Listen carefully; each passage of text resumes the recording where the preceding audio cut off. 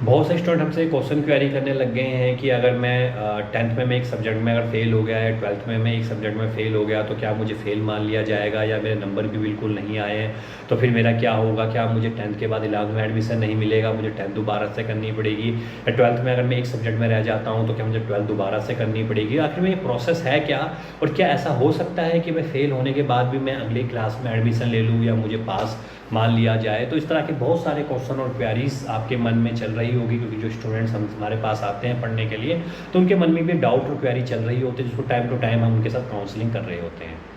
तो पहला तो देखिए सीधा सवाल ये है कि देखिए एक पेपर में कंपार्टमेंट का मतलब ये है कि आपके पास मैक्सिमम टाइम आपके पास 6 से 7 सब्जेक्ट तो आप लेके चलते हैं, चाहे वो 10th क्लास की बात करें चाहे 12th क्लास की बात करें, तो एडिशनल सब्जेक्ट तो आपके पास होते ही होते हैं।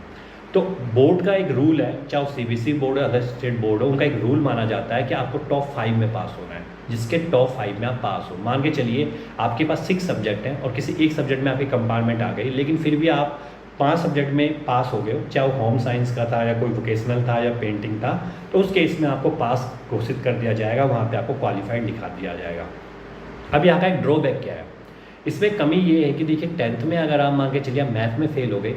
तो अब होगा क्या कि आप क्वालिफाई तो हो लेकिन आप मैथ में फेल थे, तो इस कारण से आप जिस भी +1 में मैथ का सब्जेक्ट होगा वो आप नहीं ले पाओगे। मतलब या तो आप कॉमर्स नहीं ले पाओगे या आप नॉन मेडिकल नहीं ले पाओगे। उसके लिए पहले आपको मैथ का पेपर क्लियर करना होगा जहाँ पे कंपार्टमेंट लिखा हुआ होगा। अगर आप लेना चाहते हैं तो आपको पेपर देना पड़ेगा, अगर आप नहीं लेना चाहते मैथ को तो आप क्वालिफाइड हो, आप आगे बढ़ सकते हो।